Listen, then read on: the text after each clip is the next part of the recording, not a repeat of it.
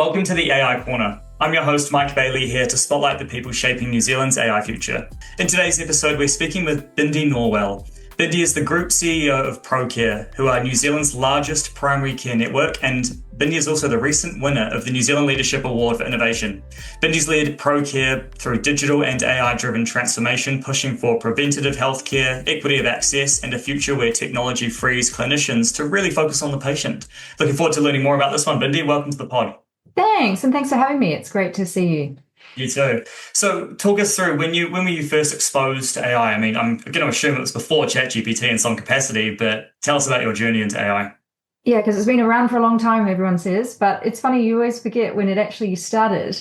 We used to use it a lot in sort of a tech platform perspective, but I used it also from a personal level. Someone recommended that you can use AI for travel, and I was very intrigued by that. I love traveling, and used it to plan a trip for a water polo tournament in Brisbane. And it showed me not only where the great hotels were, where the great shopping district was, where the things to do in the area, the events on. So I thought, the power of AI and the fact that we're so time-starved, time poor, it just opened my eyes up to the opportunity with AI. So that was a personal note, and I've used it ever since.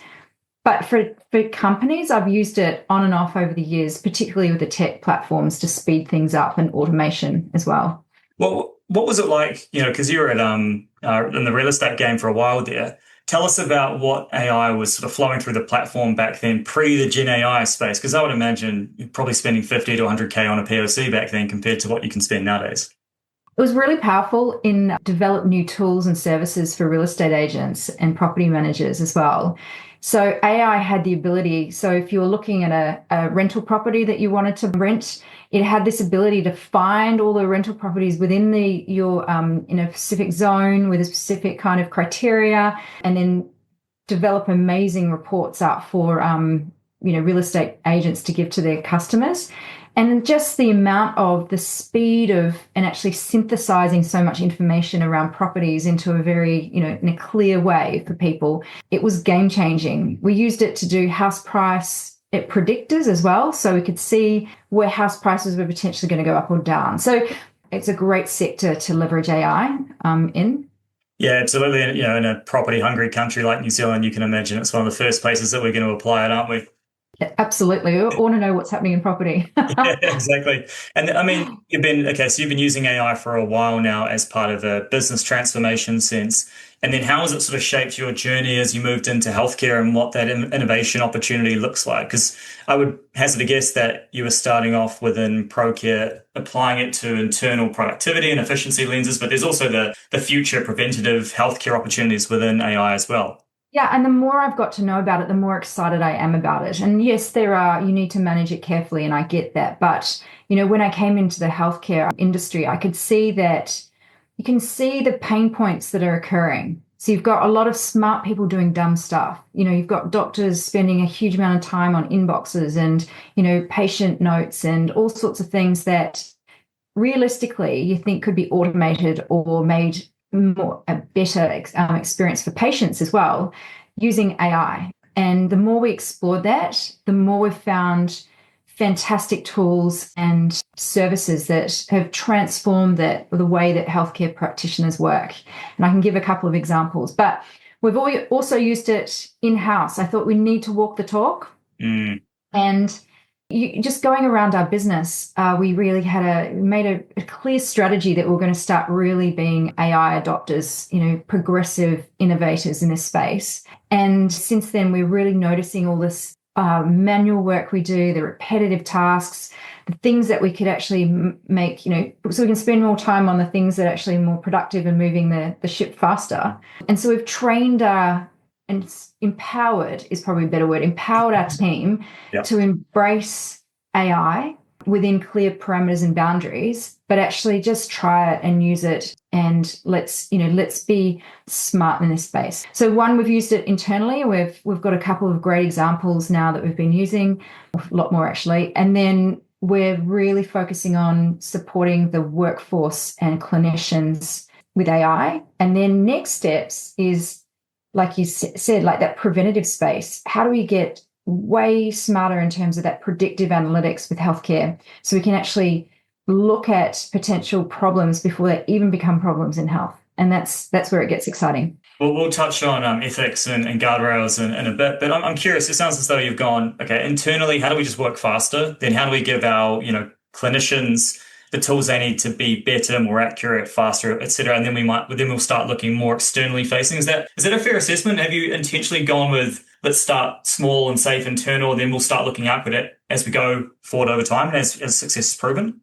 Yeah, I think it has been like that. It has to be a bit of a journey, and we all need to kind of be comfortable with it. We need to get the safeguards and the rails around it, making sure we're treating data very carefully. We're dealing with patient data. So we needed to really get our own house in order in that way, have the right guidelines, had the right methodologies as well for our team. And then and cybersecurity is a lot around protection of data, data sovereignty. So those are very, very critical parts of healthcare. And then once we had those the boundaries and the guidelines, we could do more externally. And that's when we took the time to listen to the pain points of the sector and really understood how do we make things move faster for them and more efficient for them? So yes, internal, then looking at sort of around the practices that we support. And then we'll go another step as well after that. So, yeah, I think pain points is probably the biggest thing we've really focused on. And you can just see the transformation when you address some of those pain points. It's like this aha moment of the smiles that come onto people's faces when, they can stop doing some of this stuff that takes you back. So true. And part of what a lot of listeners are looking out for is like literally what is the tactical playbook we implemented. And I'd love to hear, identifying those pain points. Was it as simple as we were running workshops, we did a show and tell, then we went through a discovery process? Like, how did you go through the process to identify those pain points and then to actually identify the solutions for the technology? Because as you say, so many people are just jumping into the tech and it's exciting and there's so much opportunity. But if we don't start with the pain point, then we're throwing technology at potentially not even a problem. Yeah, so we started with, we knew we weren't the experts in the room. So we went and partnered with an organization that could help us to find those, to actually have workshops around the business and find the pain points and then actually recommend kind of the tools that we could use to address those pain points. So you really do need to partner with the experts. We're not an expert. But what we wanted to do is have a culture of innovation. So that meant it came from the top. It came from, this constant communication about this is the way we're going to drive our company forward and the sector forward with, technology and innovation as being heart and soul of that. And so and then we've got clear champions within the business as well. We've got those that go and train others. We have a lot of lunch and learn sessions to get people used to the tools. It's funny, we just had a big all team briefing the other day, and it asked how many people sit down if you're not using AI, and like absolutely everyone was standing up. It literally, most of the organization is really getting to grips with it, which is a very different space than we were even 3-4 months ago. It's just moving quite quickly. So it's having that constant message of the good news stories that come out, the success stories, but also the things we need to be careful about as well, and just to make sure we've got the due diligence in place as well. But yeah, it's this culture. It's celebrating. It's sharing knowledge. It's looking at what tools are sort of external as well, and particularly internationally. We need to have a look what's going on overseas, and then it's just around getting our board ready with it as well. If we want to get new tools across, adopted by our organization, our board, we need to make sure we take them on the journey and that they are feeling comfortable with the level of pace that we're dealing with as well. Totally. So that was a big part of it. Yeah, you've got a lot of considerations as well, as you say, with protection of data and cybersecurity. There's a lot of, warming up that would have to go on within the organization to make sure people are comfortable. And I mean, how did you deal were there detractors? Was there a lot of resistance? Did you have the right people on board? Like what sort of change management efforts did you have to go on to kind of get everybody pointing it in the right direction and running in the same direction as you? And there's always people that are a little bit uncomfortable, and understanding why. It's usually because of the level of knowledge and the understanding. And so we have to address that to bring everyone up in terms of the education, trialing things in a safe environment. What didn't help is originally we had our own Health New Zealand that was very, very resistant and risk averse to it. So it was actually saying we're not allowed to use AI, we're not allowed to use all these new methodologies. And so we had to get around that by being an innovator and a progressive organization and still move things forward. And great, good news is they're adopting AI as well now, and they've totally changed their stance. It just took them a little bit longer.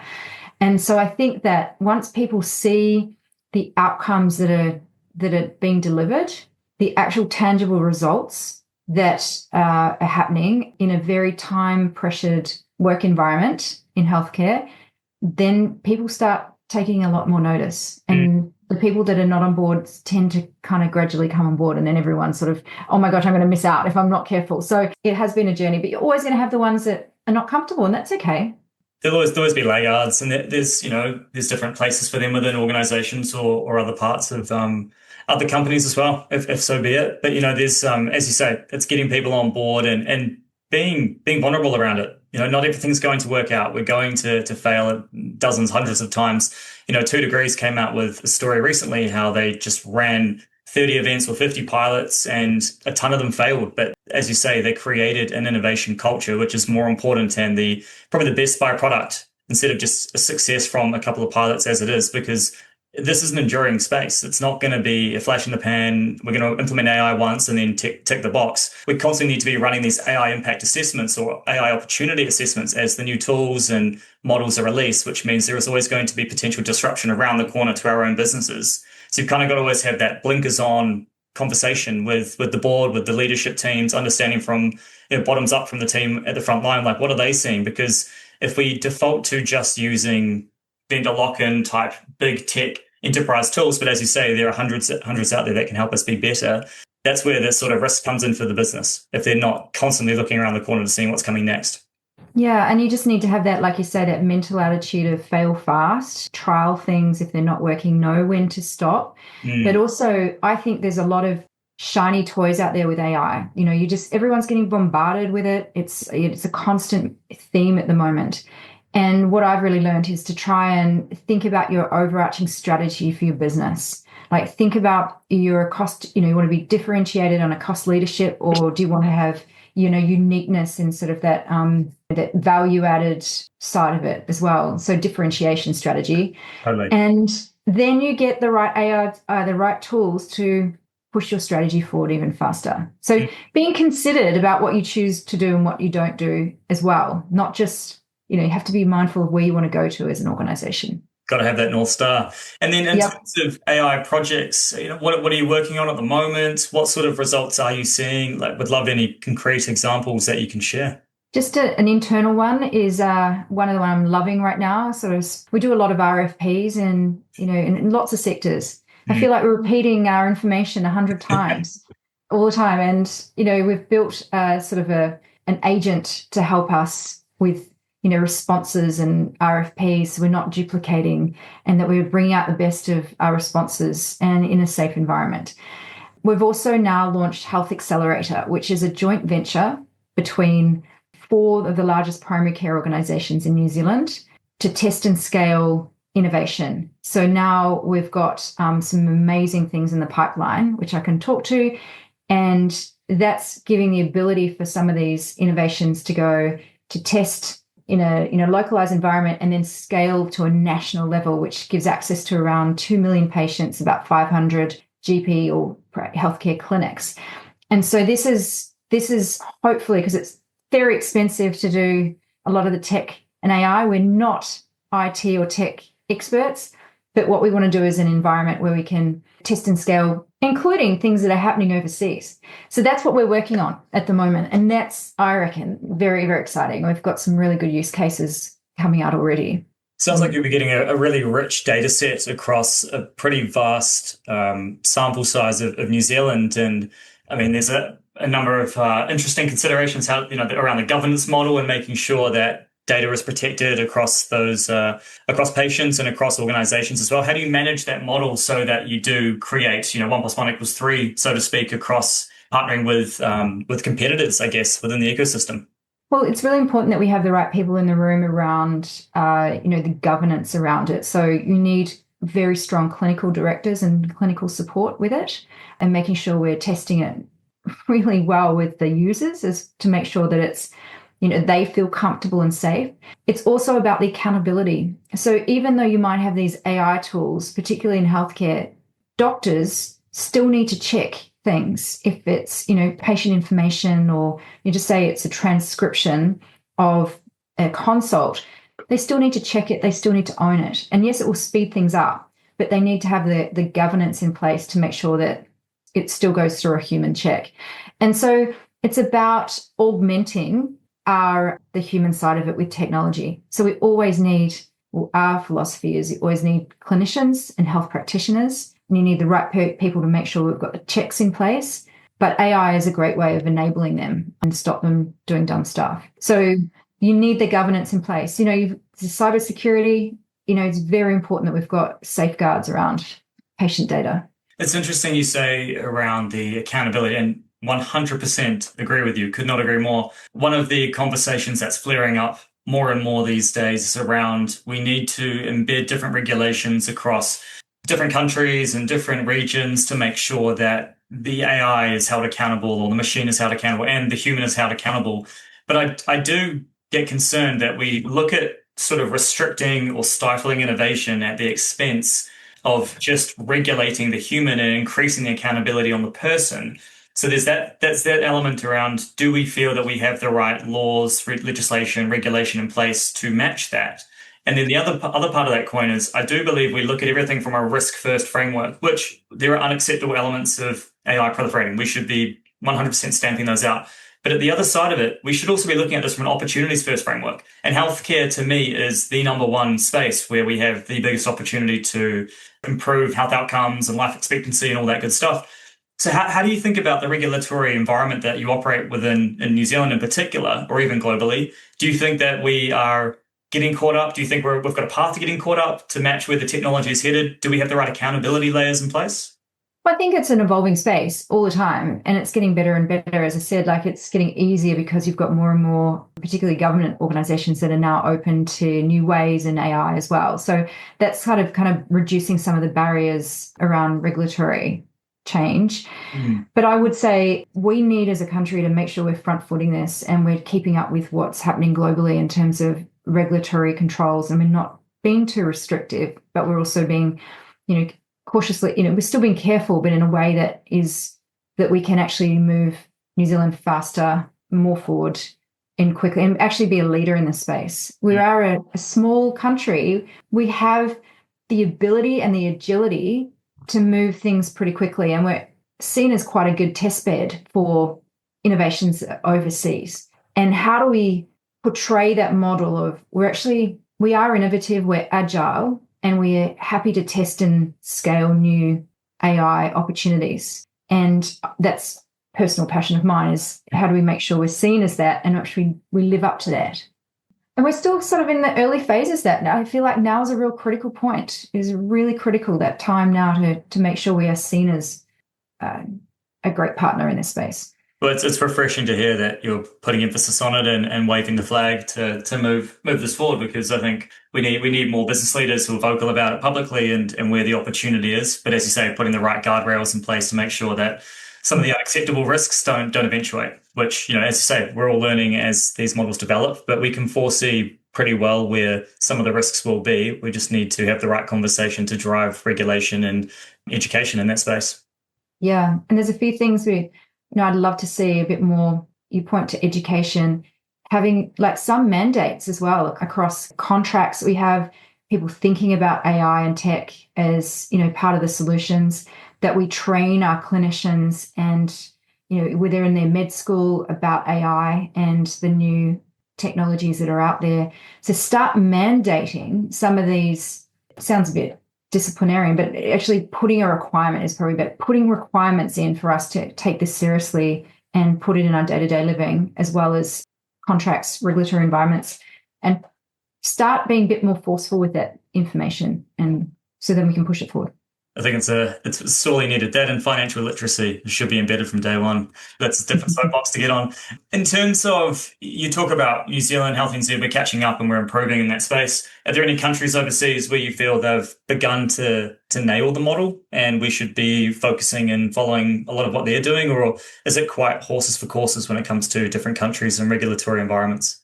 Yeah, I think it is. And it's different depending on the sector. I mean, we're looking towards Singapore, which is they've put a lot of investment into AI, from, in their housing to healthcare to everything. And they're proving it's really delivering some great outcomes for them as a country. It's a bit of a different political situation, but Singapore is also just seen as a real innovative country. Likes of Denmark, they're investing a huge amount in AI and having, lots of excellence in AI as well, and look at what other countries are doing in that space. We'd see some of the fantastic innovations out of the US, Silicon Valley, as we know, with healthcare particularly. And, plug and play I look to as well, which is kind of those health accelerators that not only share what's happening across the US, but then they kind of plug into other countries to see what's happening so they can all learn from each other as well. So it's kind of this can support global adoption of some of the things that are working. But yes, there's pockets of countries that are really embracing it. And I'd love New Zealand to be one of those, a top innovator for AI as a small nation. And it's interesting you mentioned Singapore. I used to work in medical nutrition on the ingredient side, and Singapore came up often as they're a fast aging population. We have similar trajectory to them, and there's going to be a point in time where the younger generation are going to have to prop up the older generation, and our taxation system isn't quite there yet. AI to me just screams the lowest hanging fruit we could leverage to drive assisted healthcare, digital healthcare, to ensure that clinicians are being more efficient with the way they operate, we're improving health outcomes and preventative measures. Surely that should be top of the mandate within the government to make sure that this is a priority for them. Absolutely. I couldn't agree more with you. I suppose out of interest, you've talked about overseas tools, and I understand you're partnered with Heidi Health, and Yes. Often those models are they're baked out of the US and other markets as well. Bias in AI models is a pretty big global talking point, especially with differences in genetics and culture and different population data sets across countries. How do you think about that? Do you feel that we are in need of more localized data sets in some way, or model training, I should say? Or do you feel that we can get the value we need from overseas innovation because it moves quicker and it's scalable and all the rest of it? How do you sort of reconcile those two? It really depends on the tool. So Heidi Health, for instance, like you say, it's worked really well because it's locally, it's actually come to use its smarts and the transcription, but then modified it to the New Zealand environment. And they're looking at Toreo, different terminology and medical terminology. So they've made sure that it's fit for purpose for New Zealand environment. So it really depends. Some of the data models, we've got to make sure that it does have non-bias in it as well, and particularly around, the New Zealand environment. But that can be done. I think that's actually, AI is moving pretty quickly in terms of those models. So yeah, I'd say to get the most use out of some of these platforms, they need to sort of represent our demographics to some extent, particularly with the data. And and so that's what this Health Accelerator is about, as well as providing those internal and overseas organizations the ability to work with us and partner with us to make sure that whatever they do is tested and modified for the New Zealand market as well. Excellent. And and then we can help with their pricing models, we can help with their data systems, and getting the regulatory sign off. So that's where, because we're on the ground, we want this to happen, we can actually make sure it works for New Zealand.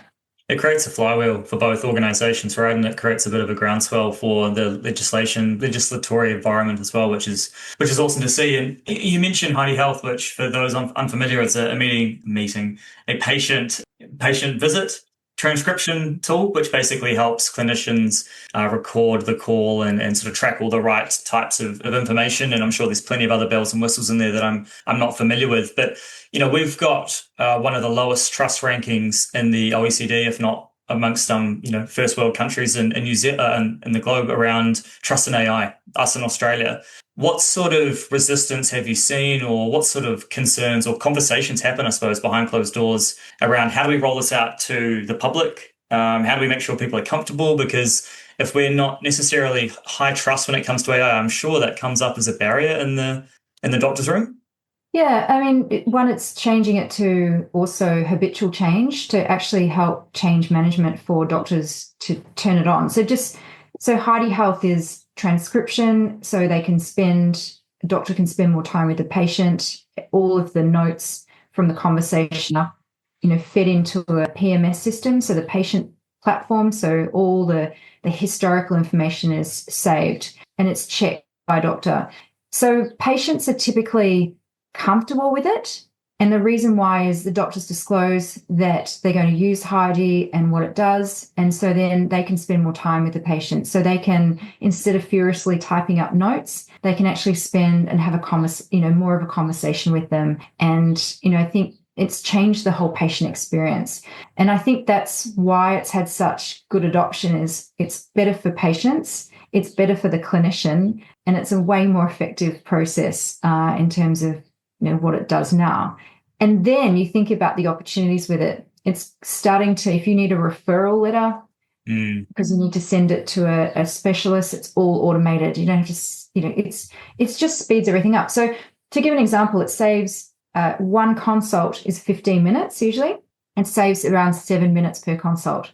You times that up around I don't know how many consults there are, 20 million consults across New Zealand for a year. That's a massive amount of productivity and efficiency for and a better patient experience. So look, I think the opportunity is there. It's just like you say, you need to make sure the training's in place, that people remember to use it. We're all busy people, and that change management process is really clear.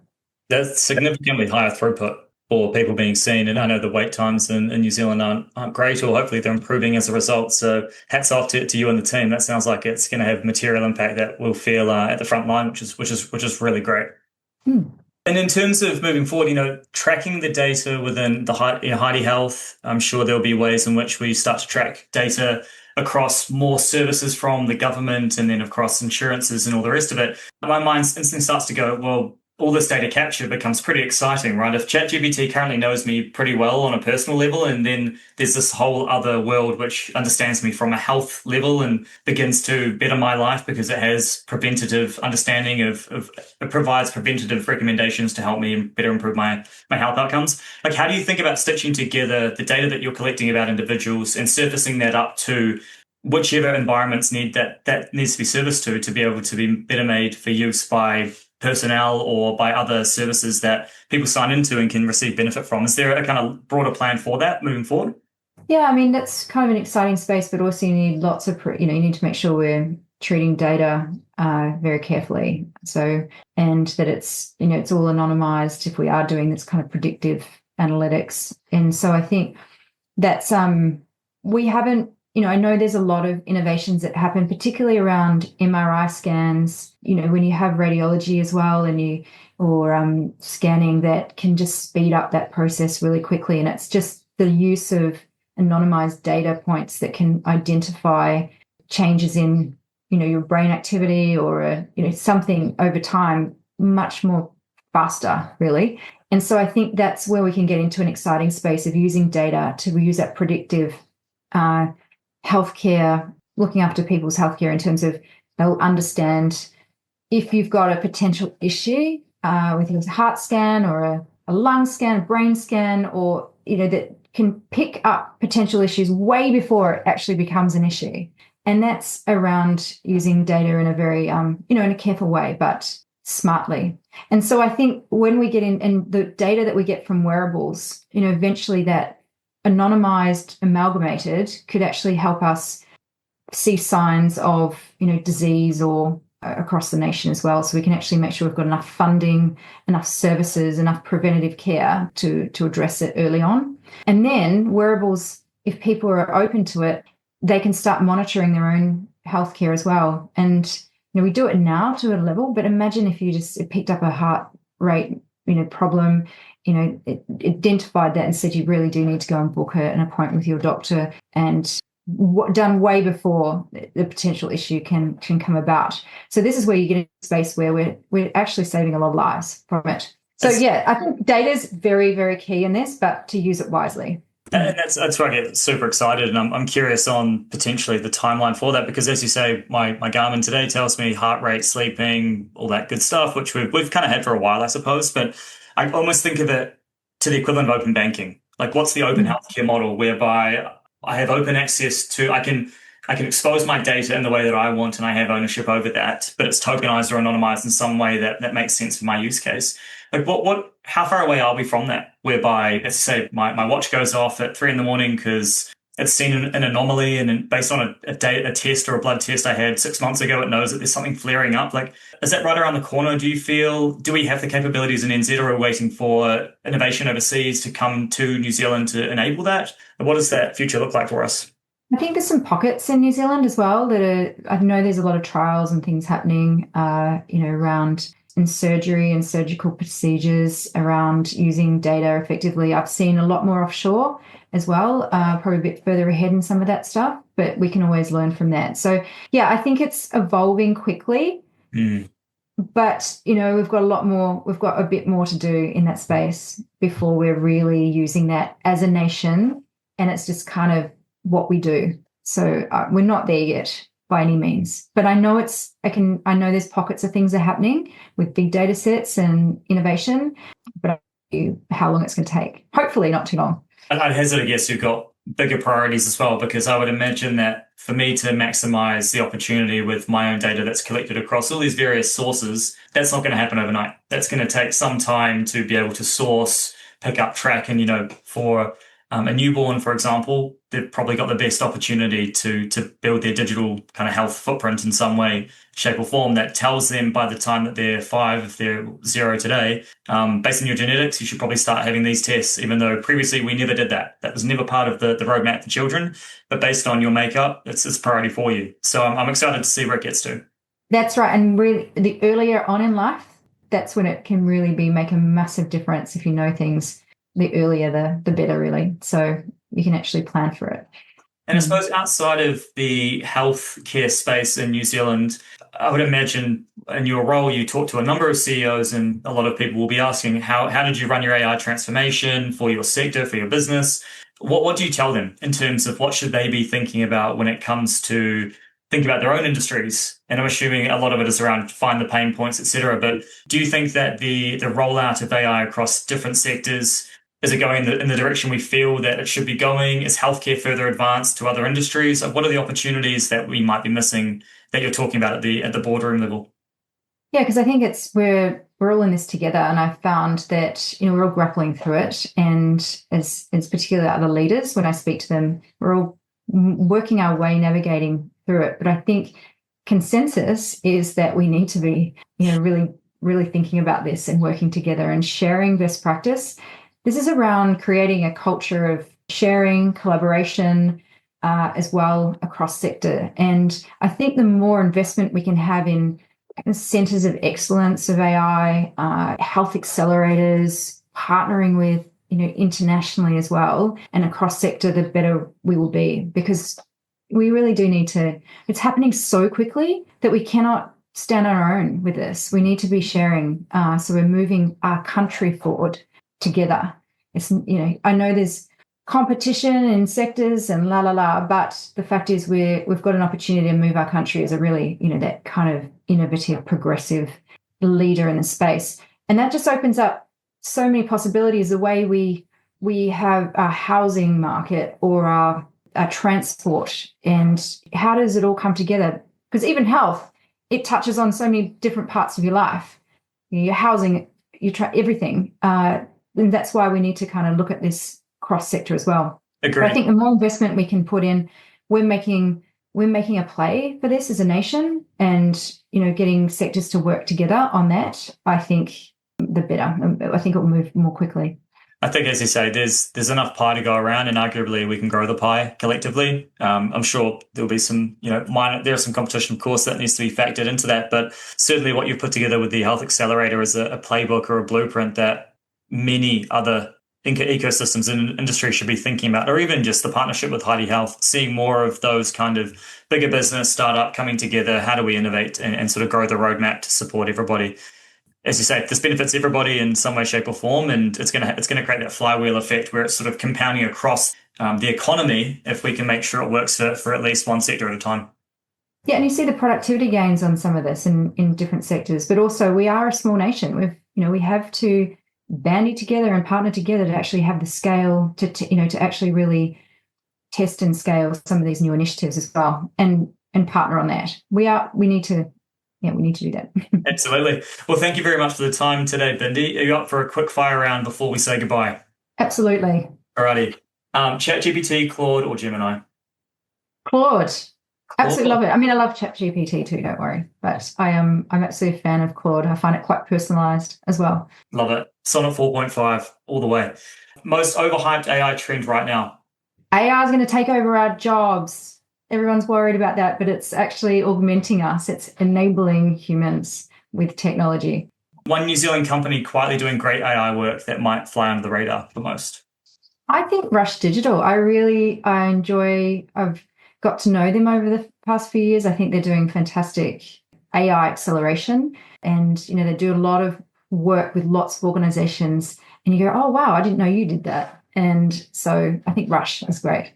Awesome. Yeah, they're a humble company in the best of ways. What's the number one recommendation for leaders to help get their organization galvanized when it comes to AI? Yeah, have a strong vision with it. Be bold, and make sure that you're constantly communicating what you want to be with AI, and celebrate the success stories, but also have the guardrails in place, eyes wide open, but just try it. Love it. Thank you very much, Bindi, for joining us today. And thank you to our listeners. Please subscribe to the channel for weekly episodes and to hear more from the people shaping New Zealand's AI future. Until next time, thanks for tuning in to the AI Corner.